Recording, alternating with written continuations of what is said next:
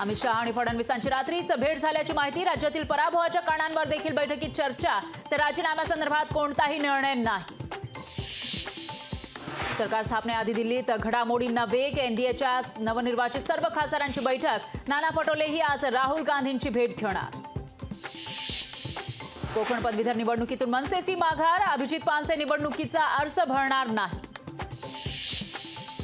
अजित पवारांचे काही आमदार शरद पवारांकडे परतणार असल्याची चर्चा। राष्ट्रवादीच्या 6 आमदारांची बैठकीकडे पाठ। आमदार अनुपस्थित राहिल्यानं चर्चांना उधाण। छत्रपती सहकारी साखर कारखान्याची निवडणूक लढणार असल्याचं सुप्रिया सुळेंनी केलं जाहीर। कारखाना लढवायचा, जिंकायचा, सुप्रिया सुळेंचा निर्धार। भाजपमध्ये मोठ्या संघटनात्मक बदलाचे संकेत। पक्षाध्यक्षासाठी यादव, खट्टर, चौहान यांच्या नावाचा विचार।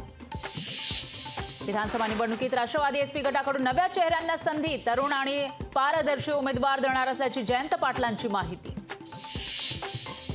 कांदा, बटाटा, टोमॅटोच्या दरात वाढ। दर वाढल्यानं शाकाहारी थाळी 9% महागली। राज्यात मोसमी पावसाचं आगमन। पुढील 3 दिवसात पाऊस। मुंबईसह विदर्भ, उत्तर महाराष्ट्रामध्ये धडकण्याचा अंदाज।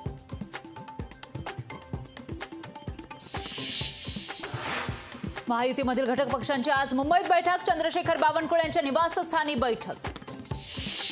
काँग्रेसची दिल्लीमध्ये उद्या बैठक। लोकसभा निवडणुकीच्या निकालावर चर्चा करण्यासाठी बैठक। वैद्यकीय उपचारांसाठी आता आयुष्मान भारत कार्ड आवश्यक। राष्ट्रीय आयुर्विज्ञान आयोगाचा निर्णय।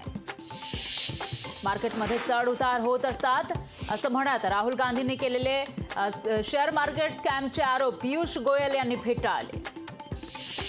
भाजप नेत्या नवनीत राणा दिल्ली दौऱ्यावर। पराभवानंतर नवनीत राणा पहिल्यांदाच दिल्लीत। भाजपच्या ज्येष्ठ नेत्यांची घेणार भेट। श्रीकांत शिंदेंच्या खांद्यावर नवी जबाबदारी। संसदेत शिवसेनेचे गटनेते म्हणून श्रीकांत शिंदेंच्या नावावर खासदारांचं एकमत। मान्सूनपूर्व बरसलेल्या पावसानं अकोलेकरांची चांगलीच तारांबळ। शहरातील अनेक ठिकाणी झाडं उन्मळून पडल्यानं मोठं नुकसान। वादळानं वडगाव जंगल पोलीस ठाण्याचे छप्पर उडालं। पोलीस ठाण्यामध्ये मोठ्या प्रमाणात नुकसान।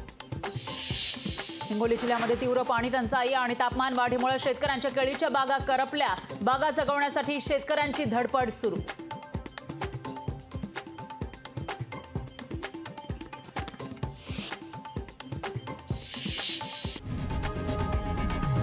लोकशाही मराठी ऐका, पहा, जागरूक रहा।